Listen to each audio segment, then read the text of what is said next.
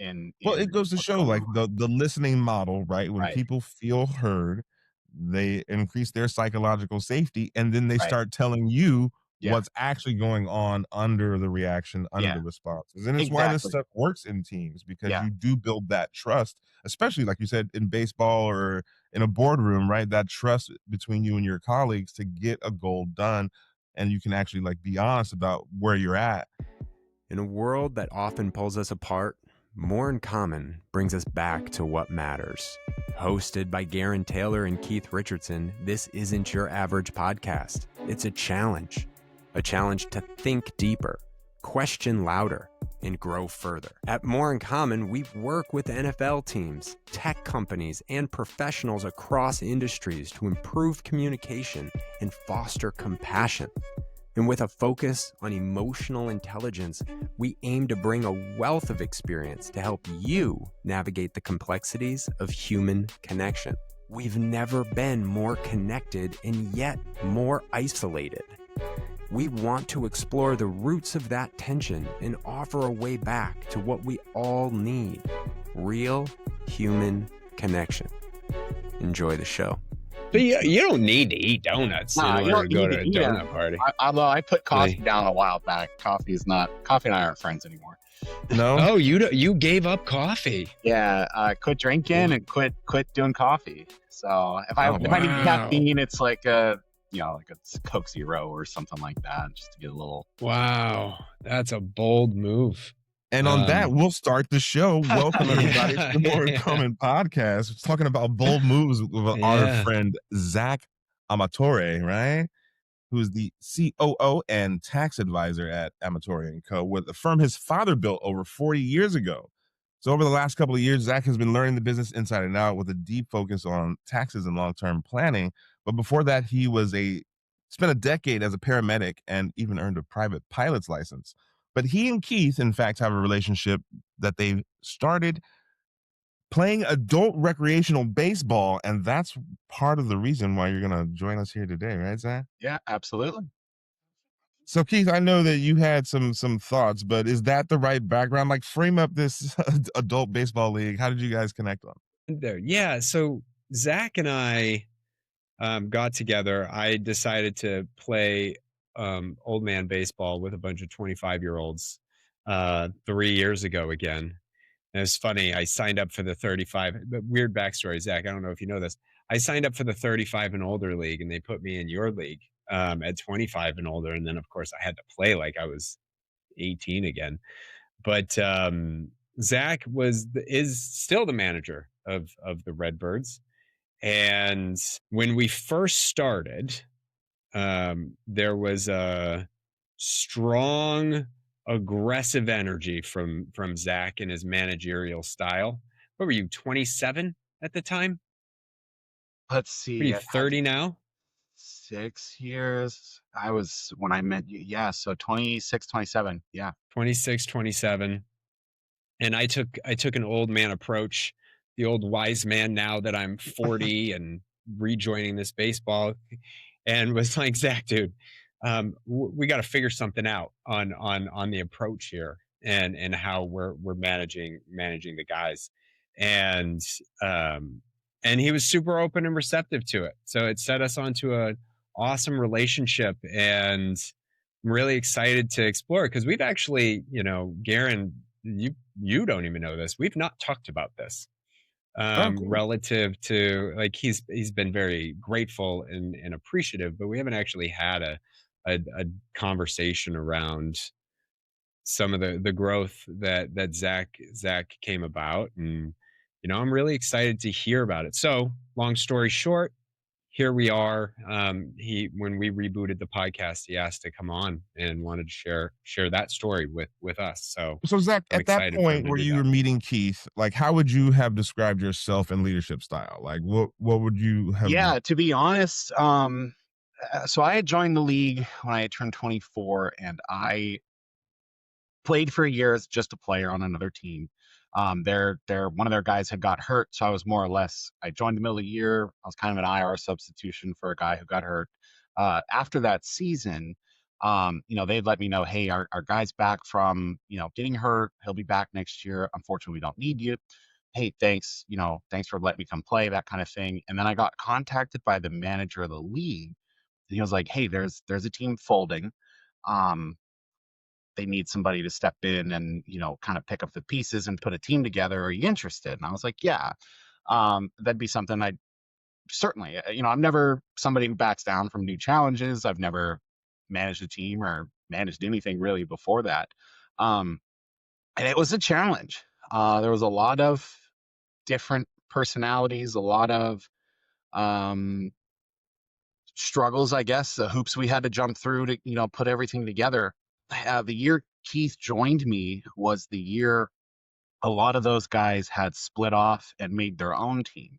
So I had thought, at the point that I was very close to a lot of those guys. So when they had decided to go, again, I was still young and still learning the ways of baseball. And, as much as I hate to say it, there is a business side to baseball, right? When it comes to running a team and that kind of thing. Um, so I was a little bit hurt, right? And so when Keith had come on, I was still dealing with a lot of the younger guys we had. Um, that either ran hot or cold, again with the mixed personalities. Um, and I didn't know how to kind of really approach that. And so I had known like, hey, this isn't working. At some point in time, one of two things is going to happen. Either I'm going to quit and not continue playing baseball anymore because this is going to burn me out, or uh, the team is just going to crash and burn. Um, So, I had kind of taken a default, this is how I've always been coached, just kind of emulating the coaches I've always had in my life, trying to get a hamper on things. And loud, aggressive, direct approaches were always how, the coaches I had were. And then Keith came aboard.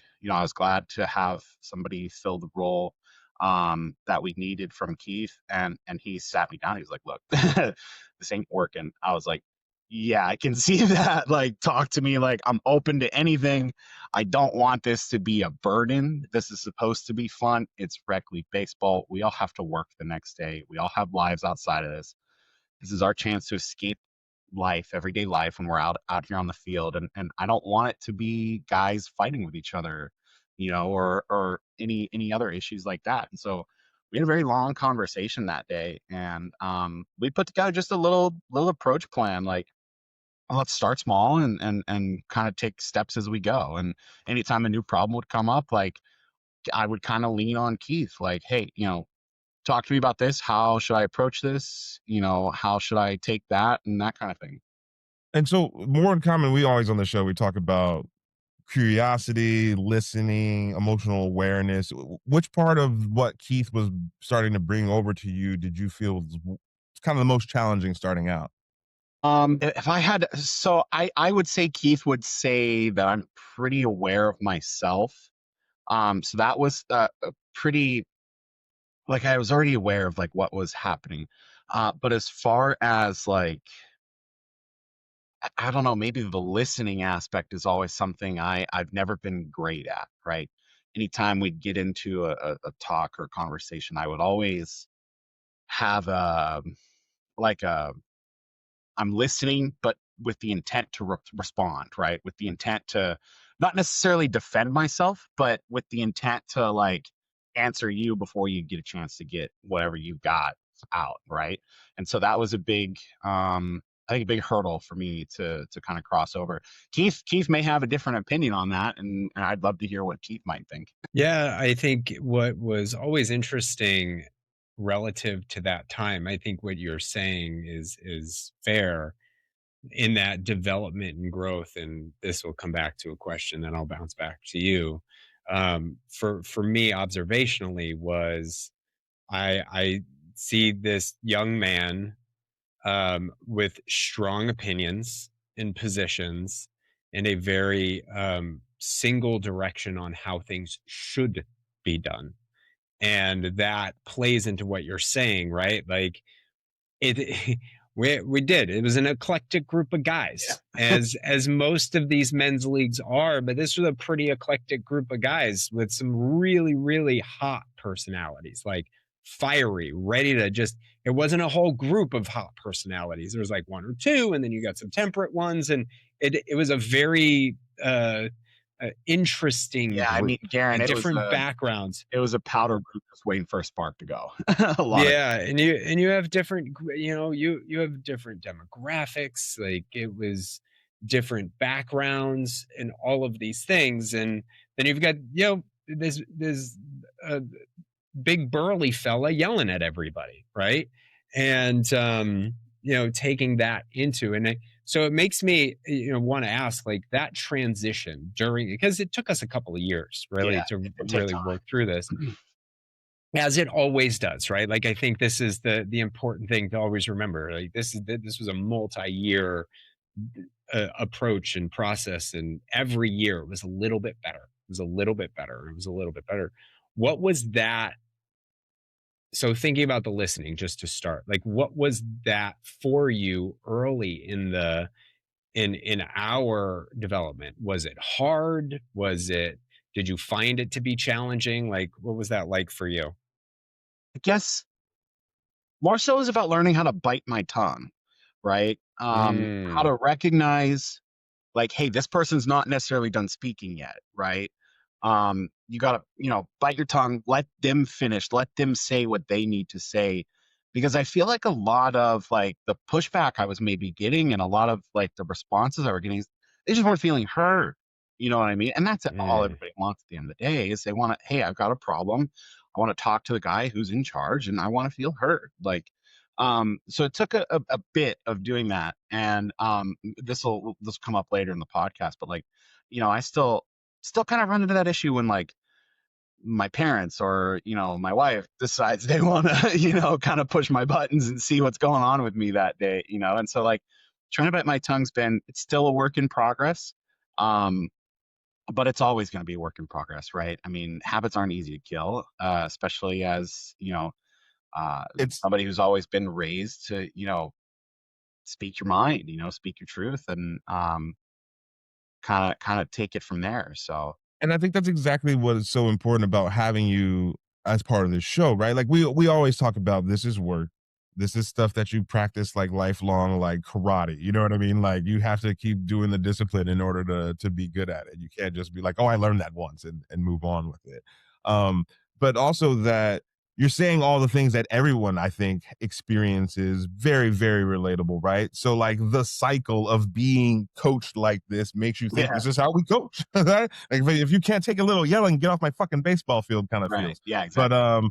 that, and also like you're saying in the home life and those challenges and sometimes listening to respond is definitely I think a thing that most people can relate to.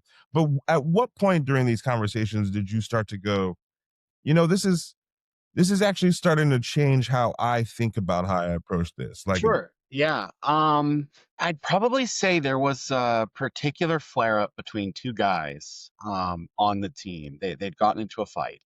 Um, and like I was this close, like that was my last straw, I kind of. think that was actually a game I was gone.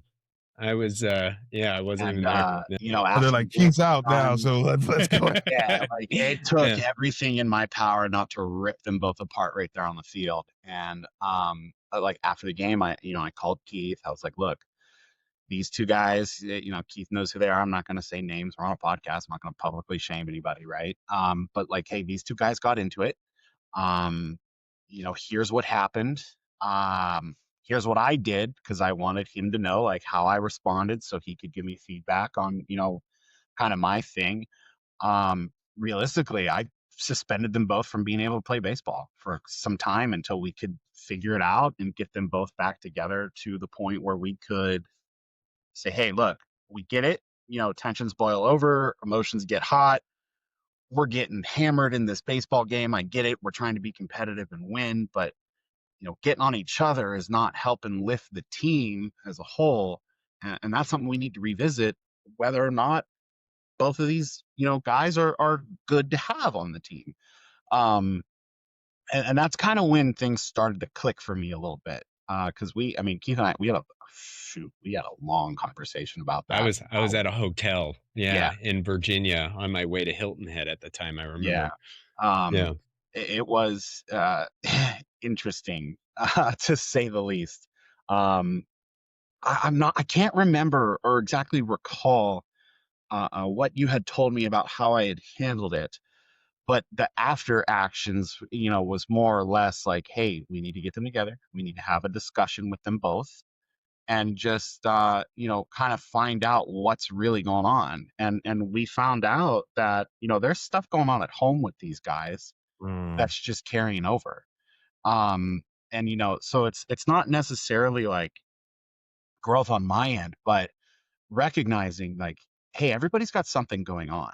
You may not know what that is, and they don't have to tell you that, right?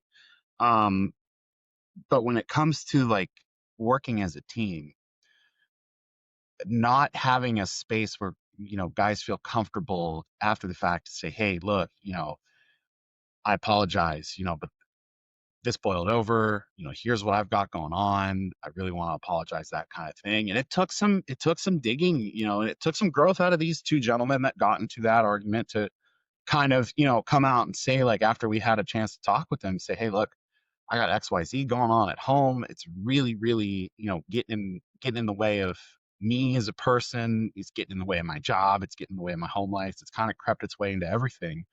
And then from there, we were able to have a conversation about, now it's about supporting those guys and kind of making them, not necessarily accountable, but respected in Well, it goes to what's show going like on. the listening model, right? When Right, people feel heard, they increase their psychological safety, and then they right. start telling you Yeah, what's actually going on under the reaction, under yeah, the responses. And it's why this exactly. stuff works in teams, because Yeah. you do build that trust, especially like you said in baseball or in a boardroom, right? That trust Mhm. between you and your colleagues to get a goal done, and you can actually like be honest about where you're at, allows you to help them in the ways that they need to be helped to get past those things. Yeah, absolutely. And that's where things really started to click for me long term, I guess would be the right word there. Because, I was able to carry that from the baseball field to work, to my personal life, to, all kinds of different Well, that's actually what engagements. my next question was. Yeah. Like, how do you feel like your leadership style and approach has changed in business after you've developed some of these skills with Keith? Yeah, it's definitely improved. Now, at that point in time, it was before I had started working with my dad's business, and having like direct employees and that kind of thing there. But even at my other jobs as a paramedic, or working at the airport, being able to listen to folks and kind of understand without really knowing what's going on. How their behavior is being driven based on, just having a simple conversation with them about, hey, they could have something going on at home. Like, we don't know. We can't necessarily ask them. This is a workplace. We can't get into that kind of stuff necessarily unless they offer it. So, kind of providing a space where, they're comfortable to be able to come to, either myself or my dad, or, we've got a manager down at both of our offices, where they're able to come to them and say, hey, look, I apologize, for whatever's been going on. I got XYZ going on at home. We're able to put together a plan of action moving forward with them to say, hey, look, we get it. We understand. We're with you. We want to support you. Let's start small again. Here's the baby steps, as far as what we need to see, help you get back on the right track with your job, or, your communication standards, or whatever they may be lacking in that's causing an issue. Being able to put together a small plan just to get them back on that So, track. do people around you, do you like your friends and family notice the difference? Do they Um, talk? my parents probably wouldn't say so, but they're still those folks that just know how to push my buttons the right way, and get those responses that they're looking for. I feel like a lot of times, like my mom or my dad, or shoot, even my sister will call me up out of the blue and just start saying things, and I'm just like, "What are you got? Like, why? I was fine. Leave me alone. Like, I was just fine." I um, just woke up, guys. right? Leave Yeah. me be. So, um, Yeah. I would say more immediately, my wife would be able to attest to that more than anybody else could. Um, Only because shortly after we got married after I had met Keith. I think it was a year after we had come across you, Keith. Yeah, I think it was the following season. Yeah, maybe a year and a half. Yeah, Yeah. something along those lines. We just celebrated our third anniversary not too long ago, and I mean things have been fantastic. The communication, even between her and myself, like she wouldn't communicate very well the first, couple of years in our relationship. I mean, at the time we were both 18 when we met each other. Kids are kids. It's difficult to really, you've got all these new emotions when you get into a new relationship that you can't really understand or grasp or control and that kind of thing. But like it had started to carry after, she had graduated college and like to a point, like I was just like, hey, I need to sit down. We need to talk. Like, you're not really communicating with me. Like, I don't know what you want. I want to give you what you want. I love you to death. I would give you the moon if I could, but I need to know. Like, tell me what you want. you know. But again, it stems from that environment of allowing them to be heard and allowing them to feel comfortable and safe to be able to talk to you about that kind of stuff. There were a lot of times in my marriage where she would be like, oh, I don't know if I can tell you this because I'm afraid you might judge me. I'm like, we've been together for 13 years now. If I've judged you for something, I've already judged you for it, honey. We're past that. Like, just tell me what's on your mind. We can laugh about it together if it's something crazy, but we'll get through whatever it is. And that's kind of allowed her to open up a bit more to me. And it's really impacted our marriage in a healthy way. Mm.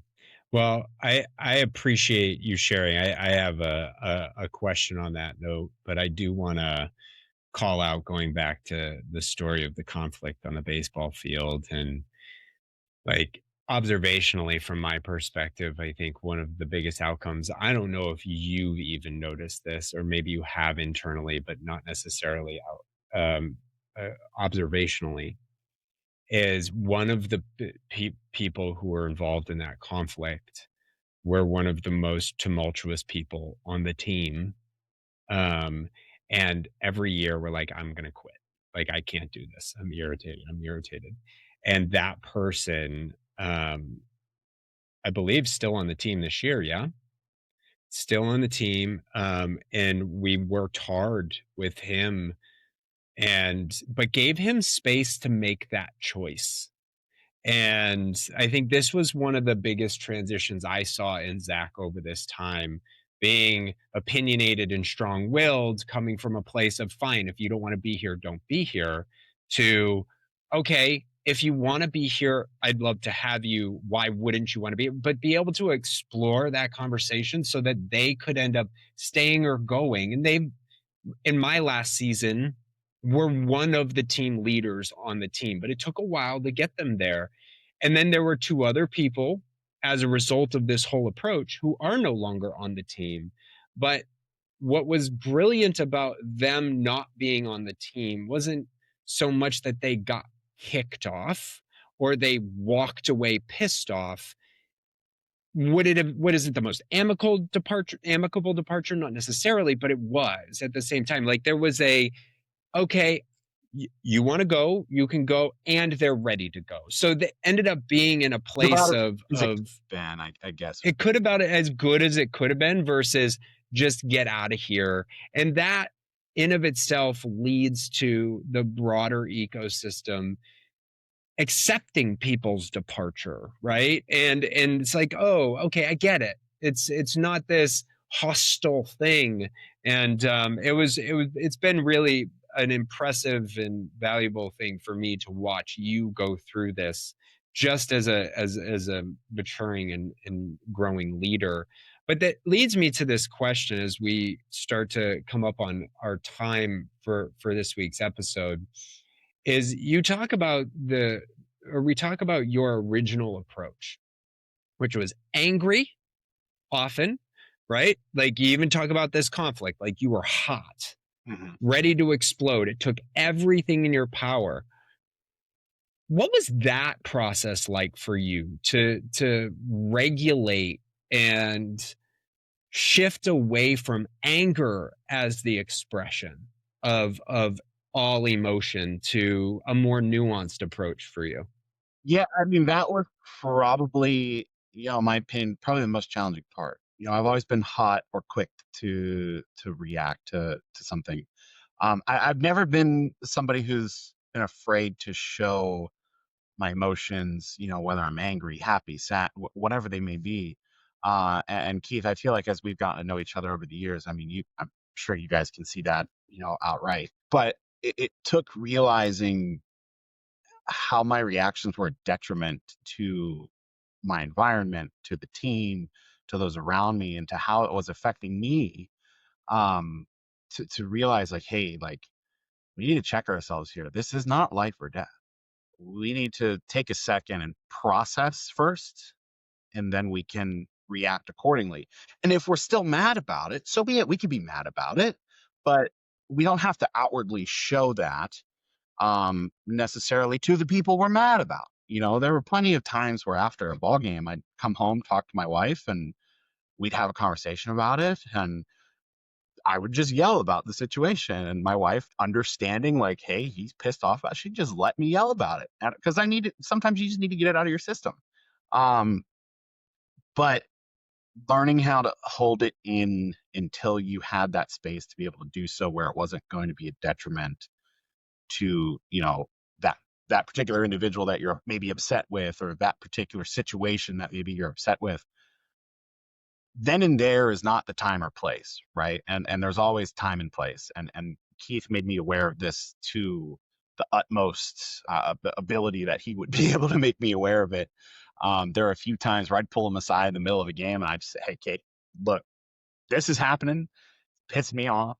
We gotta have a conversation about it. He's like, hey, just a reminder, like, time and place. Like, after the game, after we're gone, we could talk about it.